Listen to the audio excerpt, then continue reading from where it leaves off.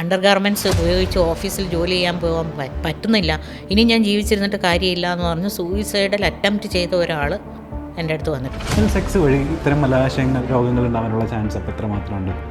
നമ്മളാ ഒരു normal day അങ്ങ് ചിലപ്പോൾ ഒരു നശിപ്പിക്കാൻ ഈ ഒരു സാധനം രാവിലെ എണീറ്റ് മോശം പോയിട്ട് ആകെ ബുദ്ധിമുട്ടായി സിവിയർ പെയിനായിട്ട് മാഡം പറഞ്ഞ് എടുത്തുകൊണ്ട് വന്നവരുണ്ട്. അതെ, കോൺസ്റ്റിപ്പേഷൻ കോൺസ്റ്റൻ്റ് ആയിട്ടുണ്ടാകുന്ന വെച്ചാൽ സ്ഥിരമായിട്ട് മലബന്ധം ഉണ്ടാകുന്ന ടൈറ്റായിട്ട് മോഷൻ പോകുന്ന ഒരാളിന് ഫിസ്റ്റുല ഉണ്ടാകാനുള്ള ചാൻസ് കൂടുതലാണ്. ചിലപ്പോൾ നമ്മളൊരു ടൂർ പോകുമ്പോൾ നമുക്ക് അവിടുത്തെ ടോയ്ലറ്റിൽ പോയാൽ നമുക്ക് ഓക്കെ ആവത്തില്ല. അതിൻ്റെ അർത്ഥം എന്ന് പറയുന്നത് ഇതിന് ഒരു നമ്മുടെ ഒരു എൻവയോൺമെന്റ് ആൻഡ് മൂഡ് ഫാക്ടേഴ്സ് നമ്മുടെ ഇതിനെ ബാധിക്കുന്നു എന്നുള്ളതാണ്. ശരിക്കും പറഞ്ഞാലുള്ള പൊസിഷൻ കുറച്ച് ലെഫ്റ്റ് ലീൻ ചെയ്ത് ലാറ്ററൽ സൈഡിലോട്ടാണ് ശരിക്കും ആ റെക്റ്റത്തിൻ്റെ ഔട്ട്ലെറ്റിൻ്റെ പൊസിഷൻ. ഓക്കെ, അപ്പോൾ നമ്മൾ എപ്പോഴും ലെഫ്റ്റ് സൈഡിലേക്ക് തിരിഞ്ഞിരുന്നാൽ കുറച്ചുകൂടെ ഫ്രീ ആയിട്ട് മോശം. ഓക്കെ, ഞാൻ ഇങ്ങനെ ഒരു ഡോക്ടറോട് സംസാരിച്ചപ്പോൾ ഇങ്ങനെ പറഞ്ഞിട്ടുണ്ട്, അതായത് വിരലിട്ട് മലം വരുത്തുന്ന സിറ്റുവേഷൻ ഉള്ള ആളുകളുണ്ട്. ചിക്കൻ്റെ പ്രിപ്പറേഷൻസ് കുറേ ഉണ്ടല്ലോ ഇപ്പോഴും, അത് പൊറോട്ട, ബീഫ് ഫ്രൈ ഇങ്ങനെയുള്ള സാധനങ്ങളെല്ലാം കഴിച്ചിട്ട് 10-11 മണിയൊക്കെ ആകുമ്പോൾ പോയി ഉറങ്ങുന്ന ആളുകൾ. ഇപ്പോൾ നമ്മൾ മുഖത്തിന് കൊടുക്കുന്ന ഇമ്പോർട്ടൻസ് ഈ ഏരിയയിൽ കൊടുക്കണം. നമ്മുടെ ക്വാളിറ്റി കുറയ്ക്കാൻ ഇത് മതി. മുഖം ഒരു പ്രോബ്ലം ഉണ്ടെങ്കിൽ നമ്മൾ ചിലപ്പോൾ വെളിയിൽ ഇറങ്ങാതെ സെയിം പ്രോബ്ലമാണ്. ജോലിക്ക് പോകാതെ ലീവ് എടുത്ത് വീട്ടിൽ നിൽക്കുന്നവരുണ്ട്.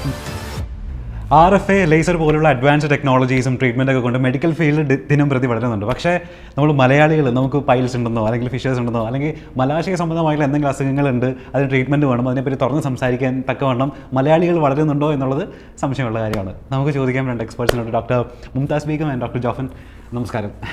ഞാൻ ഈ പറഞ്ഞ പോലെ എനിക്ക് പൈൽസ് ഉണ്ട്, അല്ലെങ്കിൽ എനിക്ക് ഫിഷർ ഉണ്ട്, അല്ലെങ്കിൽ മലാശയ സംബന്ധമായിട്ടുള്ള എന്തെങ്കിലും അസുഖമാവട്ടെ, നമുക്കത് തുറന്ന് പറയാനും അഡ്രസ്സ് ചെയ്യാനും അതിന് വേണ്ടി ട്രീറ്റ്മെൻറ്റ് എടുക്കാനും മടിയുള്ള ആളുകളാണ് എപ്പോഴും മലയാളികൾ. ആ മടിയുള്ളത് കൊണ്ട് വേഴ്സ് ആവാറുണ്ടോ കണ്ടീഷൻസ് നിങ്ങളിലെത്തുമ്പോൾ? കറക്റ്റ്, ധാരാളമായിട്ടും വളരെ വേഴ്സ് ആവാറുണ്ട്. കാര്യം പലരും ഇങ്ങനൊരു അസുഖം ഉണ്ട് എന്ന് വെളിയിൽ പറയാൻ ഭയങ്കരമായിട്ട് മോശമായ എന്തോ കാര്യമാണ് എന്ന് മനസ്സിൽ ചിന്തിക്കുന്ന ആളുകളാണ്, പ്രത്യേകിച്ച് ലേഡീസ്. അപ്പോൾ അവർക്ക് പലരും അന്വേഷിച്ച് നടക്കുന്നുണ്ടാകും ഒരു ലേഡീ സർജനെ, ഈ മലാശയം സംബന്ധിച്ചുള്ള അസുഖമൊക്കെ ഒരു ലേഡീ സർജനെ കാണാൻ വേണ്ടിയിട്ട് ഇങ്ങനെ അന്വേഷിച്ച് നടന്നിട്ട് വളരെ ലേറ്റായിട്ട് വന്ന് പ്രസൻറ്റ് ചെയ്യുന്നവരും ഉണ്ട്. വരുമ്പോഴേക്കും സ്റ്റേജൊക്കെ ഒരുപാട് സർജറി തന്നെ ഒരു 4th സ്റ്റേജിലേക്ക് എത്തിയിട്ടുണ്ടാകും. ബ്ലീഡിംഗ് ഒക്കെ വന്നിട്ട് ഭയങ്കര അനീമിക്കായിട്ട് പിന്നെ ഗ്യാസ്ട്രിക് സിംറ്റംസും ഒക്കെ ആയിട്ടായിരിക്കും വരുന്നത്. ഞാനിങ്ങനെ ഒരു ഡോക്ടറോട് സംസാരിച്ചപ്പോൾ ഇങ്ങനെ പറഞ്ഞിട്ടുണ്ട്, അതായത് വിരലിട്ട് മലം വരുത്തുന്ന സിറ്റുവേഷൻ ഉള്ള ആളുകളുണ്ട്. അതായത് അതുപോലെ നമ്മൾ മുളക് തേച്ച വേദനയോടെ ഇപ്പോഴും ഇത് കൊണ്ട് നടക്കുന്ന ആൾക്കാരുണ്ട്, അത് പറയാൻ വയ്യാത്തതുകൊണ്ട്. പാഡിട്ട് ഈ കണ്ടീഷൻ ഹാൻഡിൽ ചെയ്യുന്ന ആൾക്കാരുണ്ട് എന്നൊക്കെ പറഞ്ഞിട്ടുണ്ട്. അപ്പോൾ ഇത് പ്രോപ്പറായിട്ട് നമ്മൾ നേരത്തെ മെഡിസിൻ എടുത്ത് ട്രീറ്റ് ചെയ്തില്ല എന്നുണ്ടെങ്കിൽ എങ്ങനെയൊക്കെ ഇത് വേഴ്സ് ആവാനുള്ള ചാൻസ് ഉണ്ട്? എത്രമാത്രം വേഴ്സ് ആവുന്നത്? ആക്ച്വലി ഇതൊരു സ്പെക്ട്രം ഓഫ് ഡിസീസാണ്. നമ്മുടെ ബേസിക്കലി ആദ്യം പറഞ്ഞു തന്നെ ഈ വിരലിട്ട് മലം പോകുന്ന ഒരു കോൺസ്റ്റിപ്പേഷൻ സിറ്റുവേഷനിലാണ് മെജോറിറ്റിയും സ്റ്റാർട്ട് ചെയ്യുന്നത്. മലം പോകാനുള്ള ബുദ്ധിമുട്ടല്ലേ ഉള്ളൂ എന്ന് തുടങ്ങിയിട്ട് അത് ഫിഷർ ആവാം, പൈൽസ് ആവാം, പിന്നെ ഫിസ്റ്റുല ആവാം. ഇതിലുപരി പലർക്കും പ്രായമായവർക്ക് ഈ മല പോകുന്ന ബുദ്ധിമുട്ടല്ലേ ഒന്ന് വെച്ചിട്ട് ക്യാൻസർ വരെ ആവാം. അപ്പോൾ ആക്ച്വലി ഇതിന് പ്രോബ്ലം എന്ന് പറയുന്നത് അത് എല്ലാം ആളുകളെ സംബന്ധിച്ചിടത്തോളം എല്ലാം പൈൽസാണ്. അപ്പോൾ ഏതാണ് ഇപ്പോൾ ഫിഷർ പോലുള്ള അസുഖങ്ങളൊക്കെ ഒരു മെജോറിറ്റി മെഡിക്കലി ട്രീറ്റ് ചെയ്യാന്നുള്ളൂ. നേരത്തെ മാഡം പറഞ്ഞ പോലെ തന്നെ മടി കാണിക്കാതെ നമ്മളടുത്ത് വരികയാണെങ്കിൽ മെഡിക്കലി ട്രീറ്റ് ചെയ്യേണ്ട കാര്യമേ ഉള്ളൂ. പക്ഷെ അവിടെ നിൽക്കാതെ അത് ഈവൻ പൈൽസ് അല്ലേ, എല്ലാം പൈൽസാണ്. അപ്പോൾ പൈൽസ് അല്ലേ എന്ന് പറയുമ്പോൾ ഒരു ക്യാൻസർ വരെ മിസ്സാവുന്ന സിറ്റുവേഷനാണ്. അപ്പോൾ എയർലി എന്തുകൊണ്ടൊരു ഡോക്ടറിനെ എത്തണമെന്ന് വെച്ചാൽ അത് പരിശോധിക്കുന്ന ഡോക്ടറെ പരിശോധിക്കാൻ പറ്റത്തുള്ളൂ. കാരണം ഇപ്പോൾ ഈ പറഞ്ഞ പോലെ ഒരു പ്രൈവസി ഉള്ള ഏരിയയിൽ പരിശോധിക്കുന്നത് ഡോക്ടറാണ്. അപ്പോൾ ഏത് തരത്തിലുള്ള അസുഖമാണ്, നമുക്കിത് ടെൻഷൻ അടിക്കേണ്ടതുണ്ടോ, അല്ലെങ്കിൽ ജസ്റ്റ് പൈൽസ് മാത്രമേ ഉള്ളൂ, അല്ലെങ്കിൽ ഫിഷർ മാത്രമേ ഉള്ളൂ, മരുന്നിൽ മാറാന്നുള്ളതേ ഉള്ളൂ, ഈ ഒരു തീരുമാനം ആകാൻ ഒരു സിമ്പിളായിട്ടുള്ളൊരു വേ ആണ് ഡോക്ടറെ കാണുക, കണ്ട് തീരുമാനമാക്കിയാൽ തീരാന്നുള്ള പ്രശ്നം. അതൊരു ടെൻഷൻ അടിക്കേണ്ട കാര്യമില്ല, ഫ്രീ ആയിട്ട് കാണിക്കാവുന്ന അസുഖമാണ്. ഈ ഇതിൽ ഏറ്റവും സോഷ്യൽ സ്റ്റിഗ്മ തന്നെയാണ് ഇതിൽ പ്രശ്നം. ഞാനിത് എങ്ങനെ ഇതും കൊണ്ട് കാണിക്കും, അത് ആദ്യം ഒഴിവാക്കുക. നമുക്ക് ഏറ്റവും കൺസേൺഡ് ആയിട്ടുള്ള ഒരു ഏരിയ ഒന്ന് തന്നെയാണ് അത്. വെളി കാണുന്നില്ല എന്നേ ഉള്ളൂ, നമ്മുടെ ഉറക്കം കിടത്ത ഈ ഒരു ഏരിയ മതി. ഈവൻ മോശം പോയില്ലെങ്കിൽ തന്നെ നമുക്കൊരു ബുദ്ധിമുട്ടാണ്. ഒരു ദിവസം പോയില്ലെങ്കിൽ രണ്ടാമത്തെ ദിവസം ആകുമ്പോൾ അയ്യോ നമുക്ക് ടെൻഷനാണ്. എനിക്കാണെങ്കിലും ടെൻഷൻ, നമുക്ക് എല്ലാവർക്കും ടെൻഷനാണ്. അത് വേറൊന്നുമില്ല, പിന്നെ അത് വയറിന് ശരിയാവും, മോശം പോകുന്നില്ല, ആഹാരം കഴിക്കാൻ പറ്റത്തില്ല. ഇതുപോലൊരു സിമ്പിൾ കാര്യത്തിന് എന്തിനു വേണ്ടി നമ്മളൊരു ദിവസം കളയുന്നു, ഒരു മാസം കളയുന്നു, വർഷങ്ങൾ കളയുന്നവരുണ്ട്. എൻ്റെ ആവശ്യമൊന്നുമില്ല. ഇതിന്റെ ബാലൻസ് ആയിട്ട് ഇവർക്ക് ആങ്സൈറ്റി ഇൻഡ്യൂസ് ആയിട്ടുള്ള പ്രശ്നങ്ങളുമായിട്ട് ഡിപ്രഷൻ ഉണ്ട്, ഉറക്കക്കുറവ്, ആങ്സൈറ്റി, ബ്ലോട്ടഡ് ഫീലിംഗ്, വയറ് ഇങ്ങനെ പെരുകിയിരിക്കുക, ഒന്നും കഴിക്കാൻ വയ്യ, എന്ത് കഴിച്ചാലും മനമറിച്ച് വരുന്നു, മോശം പോകാത്തതിൻ്റെ ഒരു അസ്വസ്ഥത, ഇതൊക്കെ പറഞ്ഞിട്ടാണ് വരുന്നത്. ആദ്യം ഇവരെന്ത് ചെയ്യുമെന്ന് വെച്ചാൽ മെയിൽസ് ആയാലും ഫീമെയിൽസ് ആയെന്ന് വെച്ചാൽ പെണ്ണുങ്ങളായാലും പുരുഷന്മാരായാലും അവർ ചെയ്യുന്നതെന്ന് വെച്ചാൽ ആദ്യം കുറേ വീട്ടുമരുന്നുകളൊക്കെ ചെയ്യും. അതെന്താണെന്ന് വെച്ചാൽ തനിയെ തന്നെ പിന്നെ മോശം പോകാൻ വേണ്ടി ഫിംഗർ ട്രാക്ഷൻ അത് തന്നെയാണ് ഒന്ന്. രണ്ട് പോയി ചെറിയ ചൂടുവെള്ളത്തിൽ ഉപ്പിട്ടിട്ട് കുറേ നേരം ഇരുന്ന് ഉപ്പ് വെള്ളത്തിലിരുന്നുള്ള പരിപാടികളൊക്കെ ചെയ്യും. പിന്നെ കുറച്ച് ആയുർവേദ മരുന്നുകളെന്നും പറഞ്ഞു പച്ചമരുന്നുകളെന്നും പറഞ്ഞു മോഷൻ ഫ്രീ ആവാൻ കുറേ കഴിക്കും. ഇതെല്ലാം കൂടെ വന്നിട്ട് അവസാനം ഈ പൈൽ മാസ് വെളിയിൽ വന്ന് ഭയങ്കര അൾസറേറ്റഡായി വന്ന് ബ്ലീഡിങ് വരുന്ന സ്റ്റേജിലാണ് ഇവിടെ ഒന്ന് കണ്ടു കളയാമെന്നും പറഞ്ഞ് വരുന്നത്. അപ്പോഴേക്കും നമുക്ക് ശരിക്കും പറഞ്ഞാൽ സ്റ്റേജ് 4 ആവും. കൺവെൻഷണൽ മെത്തേഡ് തന്നെ ചെയ്തേ അത് ചെയ്യാൻ പറ്റുള്ളൂ എന്നുള്ള രീതിയിൽ ഹോസ്പിറ്റലൈസേഷൻ, സ്പൈനൽ അനസ്തേഷ്യ, ഇത് ടൈം ഇതെല്ലാം എടുത്തിട്ട് ചെയ്യേണ്ട ഒരു അവസ്ഥയിലേക്ക് എത്തിക്കും. കേട്ടോ ഞെട്ടുന്ന തരത്തിലുള്ള വേഴ്സ് കണ്ടീഷൻസ് എന്തെങ്കിലും ഓർമ്മയിലുള്ളത് എന്തെങ്കിലും ഉണ്ട്. പൈൽ മാസ് തന്നെ ഒരു 3 പൈൽ മാസ് അൾസറേറ്റഡ് ആയിട്ട് വെളിയിൽ ഇരുന്നിട്ട് ആ പേഷ്യൻറ്റ് നടക്കാൻ വയ്യാതെ താങ്ങിയെടുത്ത് കൊണ്ടുവന്നൊരു സ്റ്റേജ് വന്നിട്ടുണ്ട്. അത് നമുക്ക് ഉടൻ തിയേറ്ററിൽ കയറ്റി ചെയ്യാൻ പറ്റൂല.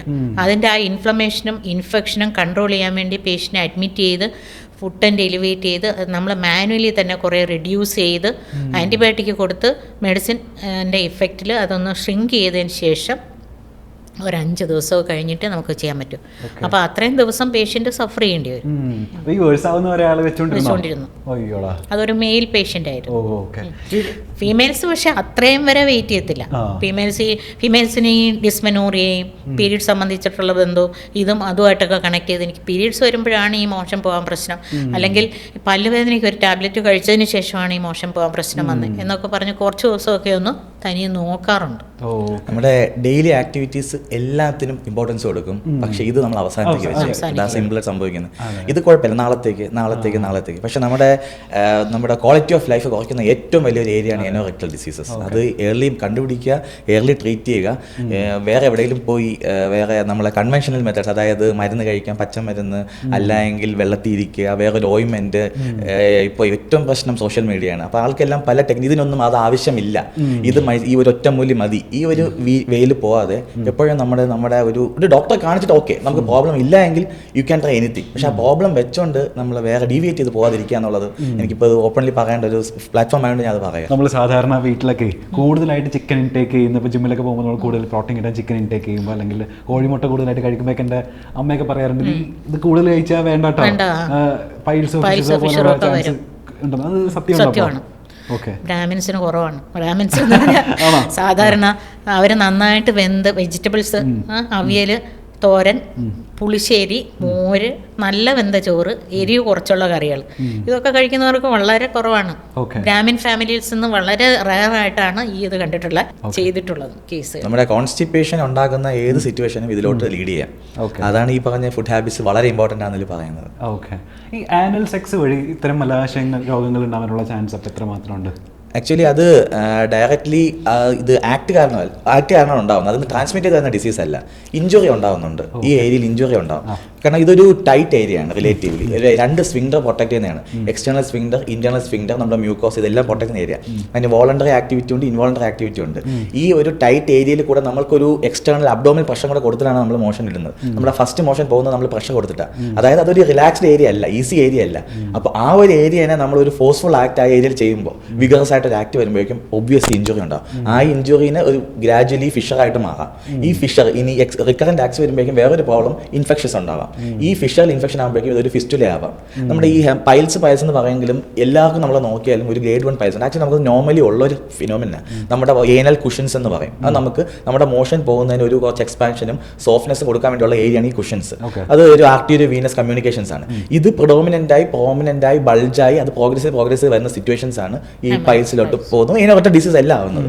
അപ്പം ഈ ഒരു ഏരിയനെ ട്രോമ ഉണ്ടാക്കുന്ന ഏത് സിറ്റുവേഷൻസും വേണമെങ്കിൽ ഒരു ഫിസ്റ്റുല ആവാം. ഒരു പേഷ്യൻ്റ് ഫിസ്റ്റുലായിട്ട് വന്നത് റിക്കറൻറ്റ് ഫിസ്റ്റുലയും സിവിയർ പെയിനുമാണ്. ഇപ്പോൾ അവർക്ക് പെയിൻ സഹിക്കാൻ വയ്യാതെ വന്നതാണ്. അപ്പോൾ നമ്മളിപ്പോൾ നോക്കിയപ്പോൾ ഒരു ആപ്സിസ് ആയിരുന്നു. അവർക്ക് ഡിസ്ചാർജ് വർഷങ്ങളായിട്ടുണ്ട്. പക്ഷേ ഇപ്പോൾ ഒരു ആപ്സിസ് ഓപ്പൺ ചെയ്തപ്പോൾ അവിടെ നിന്ന് ഒരു എല്ലിൻ്റെ കഷ്ണം കിട്ടിയത്. അത് ഫുഡ് വഴി അകത്ത് നിന്ന് ഈ ഏരിയയിൽ തുളച്ചിരിക്കുകയായിരുന്നു. ഈ ഒരു ട്രോമ മതി.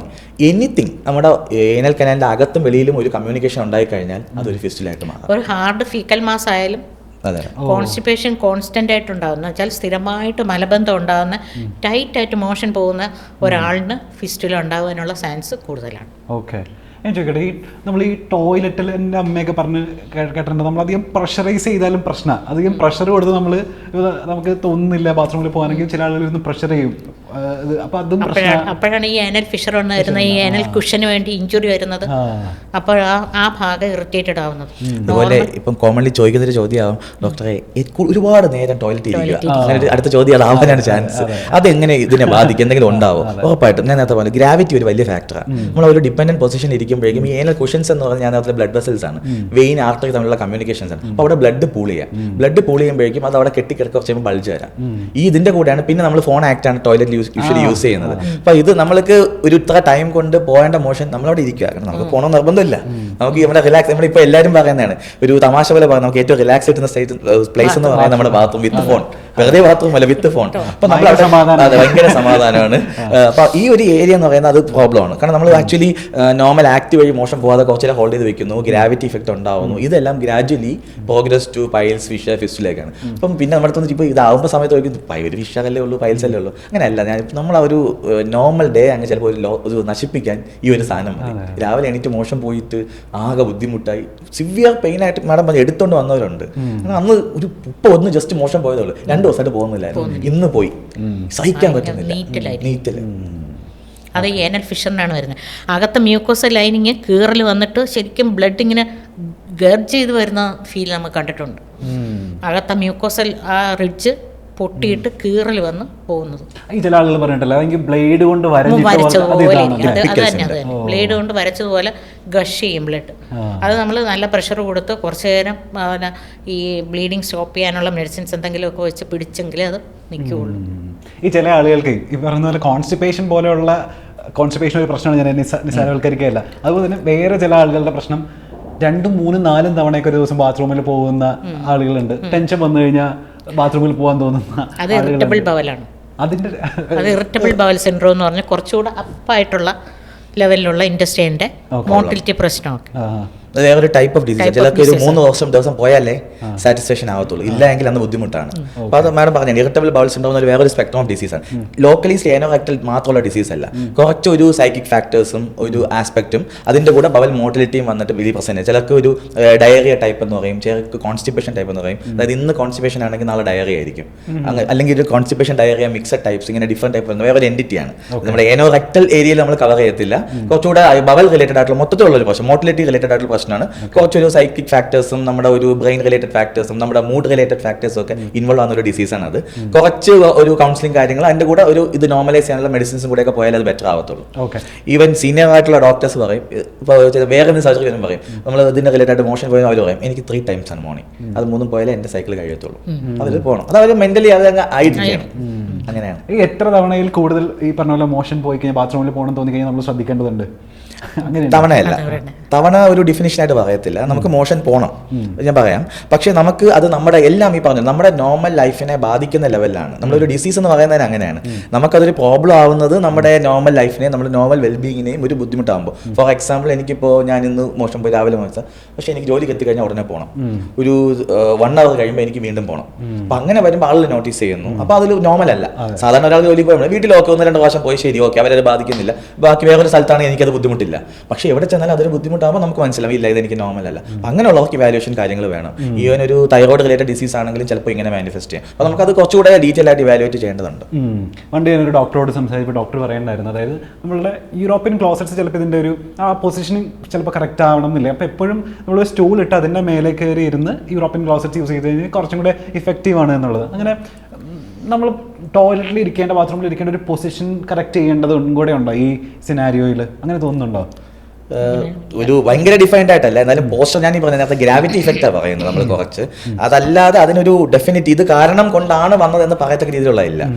പണ്ട് മുതലേ ഇന്ത്യൻ ക്ലോസറ്റ് യൂസ് ചെയ്തുകൊണ്ടിരിക്കുന്ന ആളുകൾക്ക് യൂറോപ്യൻ ക്ലോസറ്റിൽ പോയാൽ ചിലപ്പോൾ അത് പോകണമെന്നില്ല. അത് അവരുടെ ആ ഒരു ശീലം ഡെവലപ്പ് ചെയ്തെടുത്തതിൻ്റെ ആ ഒരു മാറ്റമേ ഉള്ളൂ. അല്ലാതെ പൊസിഷൻ പ്രത്യേകം ഉണ്ടായിരിക്കണം എന്നൊന്നുമില്ല. ഇത് നേരത്തെ ഞാൻ പറഞ്ഞ ഒരു മാനസിക രോഗമല്ല IBS, ഇറിറ്റബിൾ ബൗൾ സിൻഡ്രോം എന്ന് പറയുന്നത്. അത് നമുക്ക് തന്നെ ആണെങ്കിലും ഇപ്പോൾ ഉദാഹരണം, ചിലപ്പോൾ നമ്മളൊരു ടൂർ പോകുമ്പോൾ നമുക്ക് അവിടുത്തെ ടോയ്ലറ്റിൽ പോയാൽ നമുക്ക് ഓക്കെ ആവത്തില്ല. അതിൻ്റെ അർത്ഥം എന്ന് പറയുന്നത് ഇതിന് ഒരു നമ്മുടെ ഒരു എൻവയോൺമെന്റ് ആൻഡ് മൂഡ് ഫാക്ടേഴ്സ് നമ്മുടെ ഇതിനെ ബാധിക്കുന്നു എന്നുള്ളതാണ്. അപ്പം അതിനൊരു വേരിയേഷൻ വരുമ്പോൾ തീർച്ചയായിട്ടും ഇതിന് വേരിയേഷൻ കോംപ്ലിക്കേഷൻ വരാം. അല്ല ഇതൊരു മാനസിക രോഗമല്ല, അല്ലെങ്കിൽ ഇത് ഇവിടെ ഒരു പ്രോബ്ലം വന്നാൽ മാനസിക രോഗമാണെന്ന് നമ്മൾ അങ്ങനെ തെറ്റിദ്ധരിക്കേണ്ട കാര്യമില്ല. ഇത് നമുക്ക് നോർമലി ഉള്ളതാണ്. അപ്പോൾ നമ്മൾ എപ്പോഴും നമ്മുടെ ഒരു മെന്റൽ ആസ്പെക്റ്റും നമ്മുടെ ഈ ഇമോഷൻ പോകുന്നതിനെ ബാധിക്കും. അത് നമുക്ക് എപ്പോഴും വേണം. ആങ്സൈറ്റി ഇൻഡ്യൂസ് ചെയ്യും. ആങ്സൈറ്റി എന്ന് പറഞ്ഞ ഒരു ഇത് എപ്പോഴും നമ്മുടെ മാനസിക ലെവൽ നല്ലതുപോലെ ആയിരുന്നാലേ എല്ലാ കാര്യങ്ങൾക്കും നമുക്ക് നല്ലതായിരിക്കും. പിന്നെ മോഷൻ പോയ ഇന്ത്യൻ ക്ലോസറ്റ് യൂസ് ചെയ്തുകൊണ്ടിരിക്കുന്ന ആളിന് യൂറോപ്യൻ ക്ലോസറ്റിൽ പോകുമ്പോൾ പോകാൻ പറ്റത്തില്ല, പ്രയാസമാണ്. അപ്പോൾ ശരിക്കും പറഞ്ഞാൽ ഉള്ള പൊസിഷൻ കുറച്ച് ലെഫ്റ്റ് ലീൻ ചെയ്ത് ലാറ്ററൽ സൈഡിലോട്ടാണ് ശരിക്കും ആ റെക്റ്റത്തിൻ്റെ ഔട്ട്ലെറ്റിൻ്റെ പൊസിഷൻ. ഓക്കെ, അപ്പോൾ നമ്മൾ എപ്പോഴും ഒരു ലെഫ്റ്റ് സൈഡിലേക്ക് ചരിഞ്ഞിരുന്നാൽ കുറച്ചുകൂടെ ഫ്രീ ആയിട്ട് മോഷൻ. ഓക്കെ, അതെ. ഇപ്പൊ ഡോക്ടർ നേരത്തെ പറഞ്ഞില്ല, അതായത് നമുക്ക് ഈ മലാശയ സംബന്ധമായിട്ടുള്ള എന്ത് അസുഖം വന്നാലും പൈൽസ് ആണെന്ന് പറയും. അപ്പൊ ഞാൻ ഒരാൾ എങ്ങനെയാ തിരിച്ചറിയാം, എനിക്ക് പൈൽസ് ആണോ അല്ലെങ്കിൽ ഫിഷേഴ്സ് ആണോ, ഇത് തമ്മിലുള്ള പെയിൻ വെച്ചിട്ടാണോ, അല്ലെങ്കിൽ എങ്ങനെയാണ് തിരിച്ചറിയുന്നത്? അതറിയാൻ പറ്റും. മാസ് കമ്മിങ് പെർ റെക്റ്റമാണ് ശരിക്കും പൈൽ മാസായിട്ട് വരുന്നത്. അത് മലദ്വാരത്തിൻ്റെ ഉള്ളിൽ നിന്ന് വെളിയിലോട്ട് തള്ളുന്ന സ്റ്റേജും അല്ലാതെ തന്നെ അവിടെ ഒരു ബൾജും ചെറിയൊരു ഇറിറ്റേഷനും ചൊറിച്ചിലും ഒക്കെ ഉണ്ടാകുന്നത് പൈൽ മാസിനാണ്. അതേസമയം ഏനൽ ഫിഷറാണെങ്കിൽ ടൈറ്റായിട്ട് ഏനൽ ഓർഫിസ് ഇരിക്കും. ഒരു ഫിംഗർ, ഒരു കുഞ്ഞു വിരൽ പോലും കയറാൻ പറ്റുന്ന രീതിയിലുള്ള ഹോൾ ഉണ്ടായിരിക്കില്ല.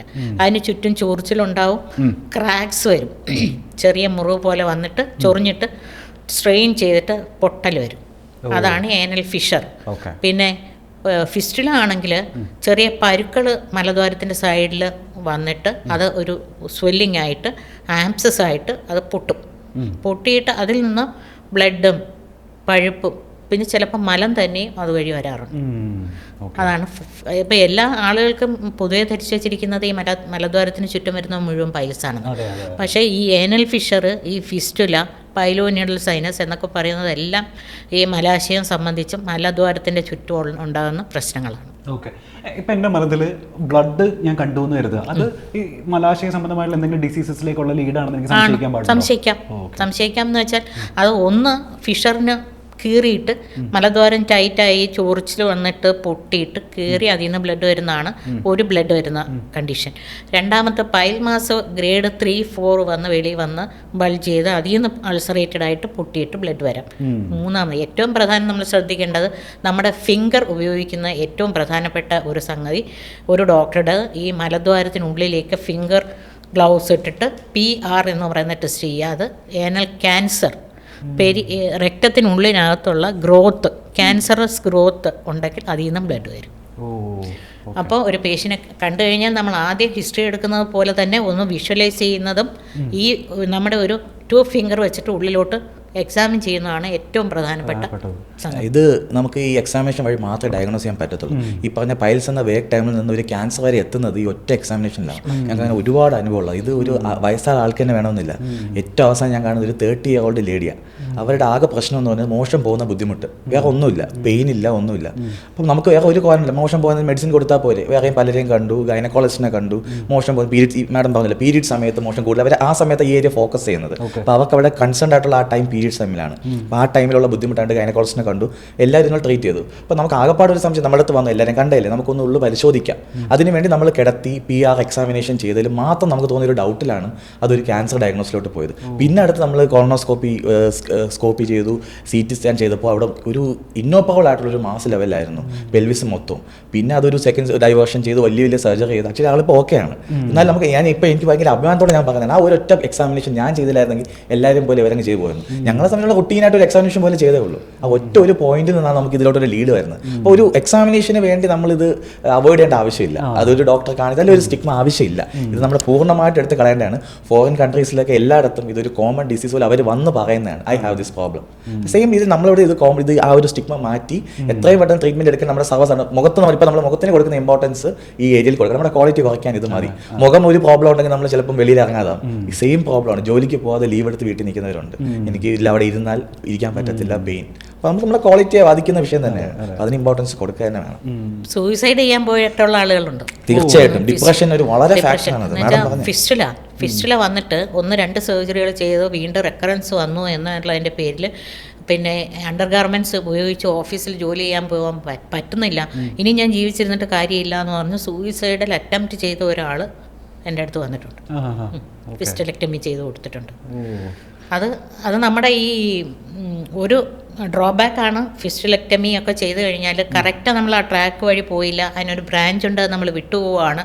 ഏതെങ്കിലും രീതിയിൽ ചെറിയ ഒരു ഇത് വന്നു കഴിഞ്ഞാൽ നല്ല ഹാൻഡ് അല്ല എങ്കിൽ വീണ്ടും റെക്കറൻസ് ചാൻസ് കൂടുതലാണ്. അതാണ് ഫിസ്റ്റുലയുടെ ഒരു പ്രശ്നം. പക്ഷെ പൈൽസിന് അത് വരാറില്ല, ഫിഷറിന് വരാറില്ല, പൊതുവെ കുറവാണ്. ഞാൻ ചോദിക്കട്ടെ, അപ്പോൾ ഈ ഡോക്ടർ ഇപ്പോൾ പറഞ്ഞില്ലേ, ഇപ്പോൾ 13 വയസ്സുള്ള ഒരു കുട്ടിയെ 30 ഇതിന് പ്രായപരിധി ഉണ്ട്, അതായത് ഇത്ര വയസ്സ് മുതൽ ഇത്ര വയസ്സ് വരെയാണ് വരാൻ ചാൻസ്, അങ്ങനെ എന്തെങ്കിലും ഉണ്ടോ? ഇപ്പോൾ ഒന്നും ഇല്ല, ഇപ്പൊ യങ്ങർ ഏജിലാണ് വരുന്നത് അല്ലേ? അതെ, എല്ലാ ഈ നേരത്തെ പൈൽസ് ഫിസ്റ്റുല അസുഖങ്ങളൊക്കെ ഈവൻ ഫിഷറൊക്കെ കൊച്ചു കുട്ടികൾക്ക്, അതായത് മോഷൻ ടൈറ്റ് ആവുന്ന ഒരു സിറ്റുവേഷൻ ഏത് വന്നാലും ഫിഷർ ഉണ്ടാവാം.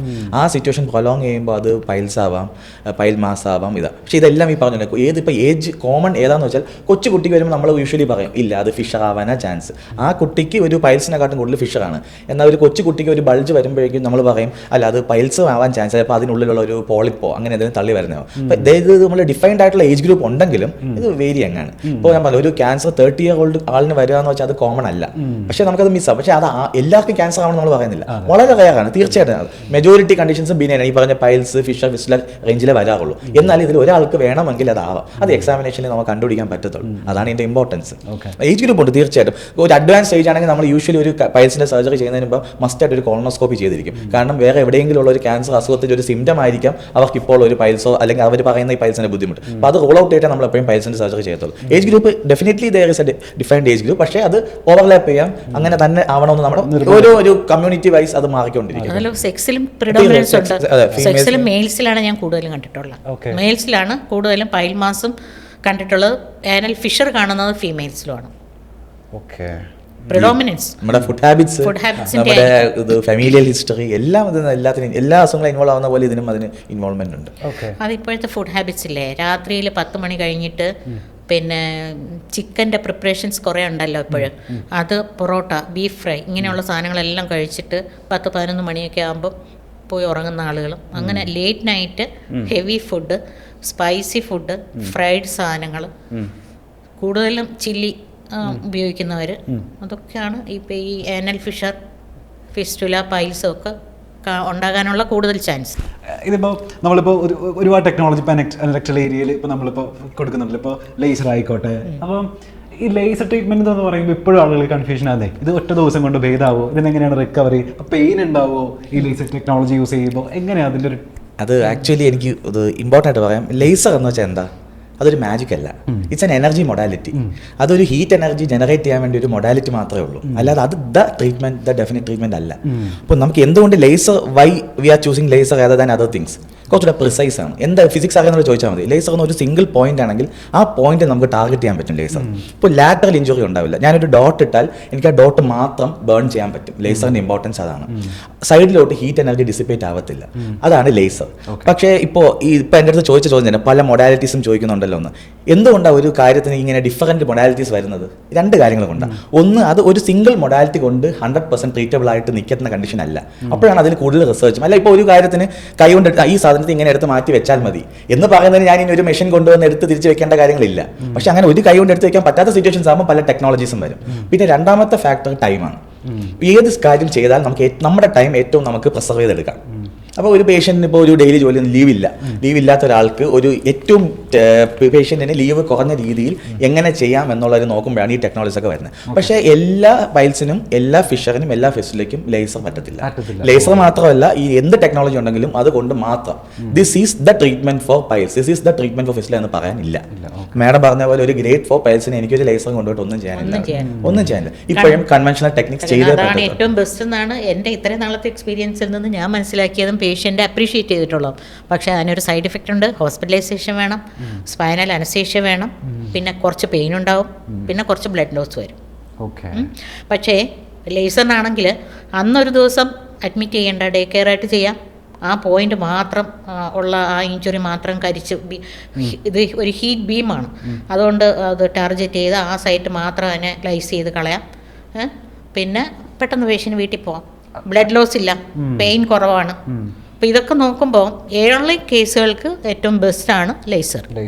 പക്ഷേ സെക്കൻഡ് ഗ്രേഡ് കഴിയുന്ന കേസുകൾക്കൊക്കെ ഏനൽ ഫിഷറിനായാലും പൈൽ മാസിനായാലും കൺവെൻഷണൽ മെത്തേഡ്, ഓൾഡ് മെത്തേഡ്, അത് ligation and excision pile mass, അതാണ് ഏറ്റവും ബെസ്റ്റ്. ഓക്കെ. അതുപോലെ ലാറ്ററൽ സ്ഫിങ്ക്ട്രോട്ടമി. ഇപ്പം നമ്മളിപ്പോൾ ലേസറാണ് ചെയ്യുന്നതെന്നുണ്ടെങ്കിൽ ഒറ്റ ദിവസം കൊണ്ട് നമുക്ക് ഹോസ്പിറ്റലിൽ നിന്ന് ട്രീറ്റ്മെൻറ്റ് എടുത്ത് മടങ്ങാനുള്ള ഒരു സാഹചര്യം ഉണ്ട്, തീർച്ചയായിട്ടും ഉണ്ട്. അപ്പോൾ ഒരു സിംഗിൾ പൈൽ മാസ്, ഒരു ഇങ്ങനെ കവർ ആയിട്ടിരിക്കുന്ന ഒരു സൈഡിൽ മാത്രമുള്ള ഒരു പൈൽ മാസ്, അത് നമ്മൾ ലേസറിൽ ചെയ്യുന്ന വെച്ചാൽ ഒരു പോയിന്റ് വഴി ജസ്റ്റ് ഒരു ഡോട്ട്, അതേ ഉള്ളൂ ഉണ്ട്, ആ ഡോട്ട് വഴി അകത്ത് ചെന്നിട്ട് ഈ പൈൽ മാസിന്, ഞാൻ നേരത്തെ പറഞ്ഞത് ബ്ലഡ് സപ്ലൈ ആണ്, ആ സപ്ലൈനെ നമ്മൾ ഹീറ്റ് എനർജി വെച്ച് കൊയാഗുലേറ്റ് ചെയ്യുന്നു. ഹീറ്റ് എനർജി 2 രീതിക്ക് ഉപയോഗിക്കുന്നത്, ഒന്ന് കട്ടിങ്ങിനും കൊയാഗുലേഷനും, അതായത് കട്ട് ചെയ്ത് 2 മാറ്റാൻ വേണ്ടിയും കരിച്ചവിടം ചാറിയത് അല്ലെങ്കിൽ ചുരുക്കി വെക്കാൻ വേണ്ടി അതിനെ കൊയാഗുലേഷൻ ടെക്നിക്ക് ഉപയോഗിക്കുന്നത്. ഇവിടെ നമ്മൾ ഇതിന്റെ കൊയാഗുലേഷൻ പ്രോപ്പർട്ടിയാണ്, ഹീറ്റിന്റെ കൊയാഗുലേഷൻ പ്രോപ്പർട്ടി യൂസ് ചെയ്യുന്നത്. അതിന് ഉപയോഗിക്കുന്ന മൊഡാലിറ്റിയാണ് ലേസർ. ഇപ്പോൾ ഒരു സിംഗിൾ പൈൽ മാസേ ഉള്ളൂ, ഒരു ഗ്രേഡ് 2 അല്ലെങ്കിൽ ഒരു early grade 3 single pile mass ആണ്, അങ്ങനെയാണെങ്കിൽ നമുക്ക് ലേസർ ഉപയോഗിക്കാം. ആ ഒറ്റ ദിവസം കൊണ്ട് ആ മാസ് തീരുന്നില്ല, അവിടുത്തെ ബ്ലഡ് സപ്ലൈ തീരുന്നു. അപ്പം ഇത്ര ഉണ്ടെന്ന പൈൽ മാസ് ഒന്ന് ചുരുങ്ങുന്നു. ഓവർ 2 വീക്സ് ഇത് ഗ്രാജുവലി ചൊട്ടിപ്പോകുന്നു. അതെങ്കിൽ ഇതാണ് ലേസർ നടക്കുന്നത്. ഒരു ദിവസം ഗ്രാജുവലി അങ്ങ് പൊയ്ക്കോളും. ഒരു ദിവസം കൊണ്ട് ഇന്ന് ഇരുന്ന എൻ്റെ തടിപ്പ് നാളെ കൊണ്ട് മാറുന്നില്ല. പിന്നെ ഒരു കാര്യം ഇവിടെ പറയാനുള്ളത്, ഈ ഏനോറെക്ടൽ ഡിസീസ് ഞാൻ യൂഷ്വലി പേഷ്യൻ്റെ അടുത്ത് പറയാം, നമ്മൾ ഏത് മൊഡാലിറ്റി ചെയ്താലും നമുക്ക് ഒരു 1 മന്ത് ഫോളോ അപ്പിന് വേണം. ഫോർ എക്സാമ്പിൾ ഗൾഫിലുള്ള ഒരാളാണ്, വന്നു ഒരു 10 ഡേയ്സ് വീട്ടുകാരോട് ഉപയോഗിച്ചു, ഇത് ഹാപ്പി ആയിരുന്നു, ഞാൻ ഡേ 5 പോവുകയാണ്, നാളെ പോവുകയാണ്. അപ്പോൾ എനിക്ക് ഇന്ന് വന്നിട്ട് സാർ ഇന്ന് സർജറി എനിക്ക് നാളെ പോകാൻ പറ്റും, ഞാൻ പേഴ്സണൽ എവിടെ തോന്നാൽ ഞാൻ അത് അഡ്വൈസ് ചെയ്യത്തില്ല. കാരണം ഞാൻ നേരത്തെ പറഞ്ഞ പോലെയാണ്, ഒരു സിംഗിൾ മൊഡാലിറ്റി കൊണ്ട് ചിലപ്പോൾ എപ്പോഴും ട്രീറ്റ് മാറ്റണമെന്നില്ല. ഞാൻ ലേസർ ചെയ്തപ്പോൾ അത് ചൊട്ടി കഴിഞ്ഞു. പേഷ്യൻ്റ് പക്ഷേ നേരത്തെ ഉണ്ടാകുന്ന കോൺസ്റ്റിപ്പേഷൻ വീണ്ടും പ്രിവെയിൽ ചെയ്യുന്നു. അപ്പോൾ വീണ്ടും അതൊരു ബൾജായി. ഈ പുള്ളി ഇവിടെ വന്ന് ചെയ്തിട്ട് ലേസർ എല്ലാം ചെയ്തതിന് എല്ലാം ഒക്കെ ഒന്ന് പോയിട്ട് ഒരു 2 വീക്സ് കഴിയുമ്പോൾ വീണ്ടും ബുദ്ധിമുട്ടായി പുള്ളിയുടെ വീണ്ടും ട്രാവൽ എക്സ്പെൻസ് എല്ലാം നോക്കി തിരിച്ചു വരണം. അത് ബുദ്ധിമുട്ടാണ്. അപ്പോൾ അങ്ങനെ ഞാൻ പറയാം, നമുക്ക് ഇവിടെ ഒരു 1 മന്ത് നിങ്ങൾ വേണം, ഫോളോ അപ്പ് വേണം. ഓപ്പൺ സർജറി ചെയ്താൽ ആ വൂണ്ട് ഹീലാൻ 1 മന്ത് വേണം. ആ ഒരു ടൈം പീരീഡ് ഉണ്ടെങ്കിൽ നമുക്ക് ഫോളോ അപ്പ് ചെയ്യാം. പ്രത്യേകിച്ച് ഫിസ്റ്റുലാണെങ്കിൽ ഇതിലും കൂടുതൽ ടൈം വേണം നമുക്ക്. അപ്പോൾ ഇതൊരു കമ്പൈൻഡ് രീതിയിലാണെങ്കിൽ നമുക്ക് പലപ്പോഴും ഇപ്പോൾ ഒരു ഫോർ എക്സാമ്പിൾ നമുക്ക് ഒരു പൈൽ മാസം ചിലപ്പോൾ ലേസർ ചെയ്യാൻ പറ്റും, വേറെ ഒരെണ്ണത്തിൽ ഒന്നും വേണ്ട. Finger guided haemorrhoid lateral ligation അകത്ത് കെട്ടിയാൽ മാത്രം മതി. ഒരുപാട് ടെക്നിക്സ് ഉണ്ട്. ലേസർ മാത്രമല്ല, ലേസർ ഉണ്ട്, Doppler guided haemorrhoid lateral ligation, finger guided ligation, sclerotherapy ചെയ്യുന്നുണ്ട്, പിന്നെ stapler haemorrhoidectomy, Chivate's procedure, even open techniques, ഇങ്ങനെ എല്ലാ ഇതൊരു റേഞ്ച് ഓഫ് ടെക്നിക്സ് ആണ്. യൂഷ്വലി നമുക്കിത് കമ്പൈൻ ചെയ്യേണ്ടി വരും. ഇപ്പോൾ ഒരു ഓപ്പൺ ടെക്നിക് ചെയ്യുന്നെങ്കിൽ നമ്മൾ ചിലപ്പോൾ ഒരു pile mass open full exercise ആയിട്ട് മറ്റേ നമ്മൾ ജസ്റ്റ് ലൈഗേഷൻ മാത്രമേ ചെയ്യേണ്ടി വരത്തുള്ളൂ. അതിൻ്റെ കൂടെ ഈ മാഡം നേരത്തെ പറഞ്ഞ പോലെ തന്നെ നമുക്ക് സ്ഫിങ്ക്ട്രോട്ടമി, അതായത് ആ ടൈറ്റ് ആയിട്ടിരിക്കുന്ന ഭാഗം ഒന്ന് റിലീസ് ചെയ്ത് കൊടുക്കേണ്ടി വരും. എല്ലാം ഒരു കമ്പൈൻഡ് ടെക്നിക്കായിട്ടാണ് നമുക്കത് പ്രൊസീഡ് ചെയ്യാൻ പറ്റുന്നത്. Rubber band ligation. ഒരു പേഷ്യന്റ്, ഒരു ഡയാലിസിസ് ചെയ്തുകൊണ്ടിരിക്കുന്ന പേഷ്യന്റ്, സിവിയർ ബ്ലീഡിംഗ് പൈൽസ്, അദ്ദേഹത്തിന് അൻസീഷ്യ കൊടുത്ത് സർജറിക്കുള്ള ഫിറ്റ്നസ് കാണത്തില്ല. അപ്പോൾ അദ്ദേഹത്തിന് ജസ്റ്റ് ആ ബ്ലീഡിംഗ് കൺട്രോൾ ചെയ്യാൻ നമ്മുടെ ഉദ്ദേശം. അദ്ദേഹത്തിന് ആ ഭാഗം മാത്രം ഒന്നൊരു റബ്ബർ ബാൻഡ് ലൈഗേഷൻ എന്ന് പറയുന്നത് ഇൻസ്ട്രുമെന്റ്സ് കാര്യങ്ങളാണ്. അത് ജസ്റ്റ് ഹോൾഡ് ചെയ്ത് ജസ്റ്റ് ബ്ലീഡിംഗ് ഇപ്പോൾ കൺട്രോൾ ചെയ്യാൻ വേണ്ടിയുള്ള മാത്രം നമ്മൾ ചെയ്യുന്നു. പിന്നെ നമ്മൾ നോക്കിയിട്ട് ഫർദർ ആൾ സ്റ്റേബിൾ ആകുന്ന നോക്കി നമുക്ക് ബാക്കി ചെയ്യാൻ പറ്റും. ഇങ്ങനെയുള്ള കാര്യങ്ങളൊക്കെ ഉണ്ട്. ഓക്കെ. ഇതിപ്പോൾ മലാശയ രോഗങ്ങളെ സംബന്ധിച്ചിടത്ത് ഇപ്പോൾ പൈൽസ് ആണെങ്കിലും ഫിസ്റ്റുലയൊക്കെ ആണെങ്കിലും റെക്കറൻസ് കൂടുതലാണ് നമ്മൾ യൂഷ്വലി എപ്പോഴും പറയാറുണ്ട്. ഇപ്പോൾ ലേസർ ടെക്നോളജി വെച്ചിട്ട് നമ്മൾ ചെയ്താലും റെക്കറൻസിനുള്ള ചാൻസ് ഉണ്ടാവും. എന്തുകൊണ്ടാണ് അസുഖം ഉണ്ടായത് എന്നുള്ളതാണ് ഇത് മനസ്സിലാക്കേണ്ടത്. ഇപ്പോൾ ഒരു കോൺസ്റ്റിപ്പേഷൻ പ്രിവെയിൽ ചെയ്തിരിക്കുന്ന ആൾക്ക് അദ്ദേഹത്തിൻ്റെ കോൺസ്റ്റിപ്പേഷൻ മാറാത്തിടത്തോളം അല്ലേ, ഇപ്പോൾ ഉദാഹരണം നമ്മൾ ഹെർണിയുടെ കാര്യം പറയുന്ന പോലെയാണ്. ഒരു സ്ഥിരമായിട്ട് പുകവലിക്കുന്ന ഒരാൾ, അദ്ദേഹത്തിന് പുകവലി കാരണം അദ്ദേഹത്തിൻ്റെ മസിൽസ് വീക്കാണ്. അദ്ദേഹം ഇന്ന് വന്ന് പറയുന്നത് ഞാൻ എൻ്റെ ഹെർണിയ ചെയ്യണം, നമ്മുടെ ടെക്നിക്സും നമ്മുടെ ലേപ്രോസ്കോപ്പി ടെക്നിക്ക് എല്ലാം ചെയ്ത് എല്ലാം റിപ്പയർ ആക്കി റെഡിയാക്കുന്നു. പക്ഷെ അദ്ദേഹം വീണ്ടും സ്മോക്ക് ചെയ്തുകൊണ്ടിരുന്ന അദ്ദേഹം വീക്ക്നെസ് ആണ്. അപ്പോൾ ഞാൻ യൂഷ്വലി അടുത്ത് പറയുന്നത്, നിങ്ങളെല്ലാം ചെയ്ത് കഴിഞ്ഞ് ഇവിടെ നിന്ന് പോകും, എനിക്ക് നാളെ ചീത്ത പേരുണ്ടാക്കാൻ വേണ്ടി നിങ്ങൾ എന്നെ കുറ്റം പറയത്തുള്ളൂ, നിങ്ങളുടെ സ്മോക്കിംഗ് നിങ്ങൾ നിർത്തത്തില്ല. അപ്പോൾ ആരെ കുറ്റം ചെയ്ത ഡോക്ടറെ കുറ്റം പറയാൻ പറ്റത്തുള്ളൂ. അതുകൊണ്ട് ഇതിൻ്റെ എന്താണോ ഇത് ഉണ്ടാവാനുള്ള ഫാക്ടർ, അത് നമ്മൾ പ്രോപ്പറായിട്ട് ട്രീറ്റ്മെൻറ്റ് വേണം. അത് ഇതിൻ്റെ കൂടെ കമ്പൈൻ ചെയ്ത് പോകണം. കോൺസ്റ്റിപ്പേഷൻ ആണ് നമ്മുടെ ഏനോറെക്ടൽ ഡിസീസിൽ ഏറ്റവും ഇമ്പോർട്ടൻ്റ് ആയിട്ടുള്ള പ്രോബ്ലം. അത് റിലീവ് ചെയ്യണം. ചുമയും കാര്യങ്ങളും ഞാൻ സ്മോക്കിംഗ് ഒരു എക്സാമ്പിൾ പറഞ്ഞല്ലോ, പല ഫാക്ടേഴ്സ് ഉണ്ട്, അതിൽ ഒരു കാര്യം ഇതുപോലെ. അപ്പോൾ അതിൽ ഇത് ആ ഒരു ഫാക്ടർ നമ്മൾ കൺട്രോൾ ചെയ്യണം. അതാണ് ഞാൻ പറഞ്ഞത്, ഒരു 1 മന്ത് ഫോളോ അപ്പ്. ഇപ്പോൾ നമ്മളിപ്പോൾ ചെറുത് ചെയ്തു, നാളെ വന്നു, ഇത് ഒരു 5 ഡേയ്സ് കഴിഞ്ഞ് റിവ്യൂവിന് വരുമ്പോഴേക്കും എങ്ങനെയുണ്ട് മോശം പോകുന്നത്, ഇല്ല ഡോക്ടർ എനിക്ക് അങ്ങോട്ട് ഓക്കെ ആവുന്നില്ല. അപ്പോൾ നമ്മൾ അതിന് കുറച്ചുകൂടി ആഡ് സപ്പോർട്ട്സ് കൊടുക്കണം. അപ്പോൾ അത് സ്ഥിരം ലൈഫ് ലോങ് കഴിക്കേണ്ടി വരുമെന്നല്ല, ഇപ്പോഴത്തെ ആ ഒരു കോൺസ്റ്റിപ്പേഷൻ ഫാക്ടർ മാറുമ്പോഴേക്കും അവരുടെ വൂണ്ട് ഹീൽ ആവും, എല്ലാം ഓക്കെ ആവും. പിന്നെ അത് നമുക്ക് ഗ്രാജുവലി ടേപ്പർ ചെയ്ത് നമുക്ക് അവരുടെ ബാക്കി നോർമൽ ലൈഫിലോട്ട് ഓക്കെ ആക്കാൻ പറ്റും. അതാണ് പ്രത്യേകം. പിന്നെ ഈ ലേസർ ടെക്നിക്കിന്റെ ഗുണം വേറെ ഒന്നുമല്ല, ഈ പെയിനാണ്. കാരണം ഒരു ചെറിയ വൂണ്ടാകുമ്പോൾ ചെറിയ പെയിനാണ്, വലിയ വൂണ്ടാകുമ്പോൾ വലിയ പെയിനാണ്. ചെറിയ വൂണ്ടാക്കണമെങ്കിൽ സാധനവും ചെറുതായിരിക്കണം. അപ്പോൾ എല്ലാത്തിനും എല്ലാ ടെക്നിക്കും അപ്ലൈ ചെയ്യാൻ പറ്റത്തില്ല, അതാണ് മനസ്സിലാക്കാൻ. ഒന്നൊരു ടെക്നിക്കും ഇതിൽ ക്വാളിറ്റി കുറഞ്ഞതോ മോശമല്ല, എല്ലാം ട്രീറ്റ്മെന്റിന്റെ പാർട്ടാണ്. അതിൽ അഡ്വാൻസ്ഡ് ആയിട്ടുള്ള പുതിയൊരു ടെക്നോളജി കണ്ടുപിടിച്ചത് ലേസറാണ്. അത് അപ്ലൈ ചെയ്യാൻ പറ്റുന്നവർക്ക് നമുക്ക് ലേസർ ഉപയോഗിക്കാൻ പറ്റും. ഇത് പ്രത്യേകിച്ച് ഏനോറെക്ടൽ ഡിസീസിൽ വേരിക്കോസ് പോലെ വരുമ്പോൾ കുറച്ചുകൂടെ ഡിഫറൻസ് ഉണ്ട്. അത് കുറച്ചുകൂടെ ബെറ്റർ ഏതാണെന്ന് ചോദിക്കാൻ നമുക്ക് കുറച്ചുകൂടെ പറയാൻ പറ്റും. അതായത് ഏരിയ ഇതായതുകൊണ്ട് നമുക്ക് ഡിഫറൻസിന്റെ വ്യത്യാസങ്ങളുണ്ട്. ഈ ലേസർ എല്ലാത്തിനും 100% അല്ല, എന്നാൽ യൂസ് ചെയ്യാൻ പറ്റുന്ന നല്ല റിസൾട്ട് ഉണ്ട്. ഒരു ഓഫീസ് പ്രൊസീജിയർ പോലെ ചെയ്യാം. രാവിലെ ഒന്ന് അഡ്മിറ്റ് ആയി വീട്ടിൽ പോകാൻ പറ്റും ലേസർ ചെയ്യാൻ പറ്റുന്ന പേഷ്യൻസിന്. ഓക്കെ.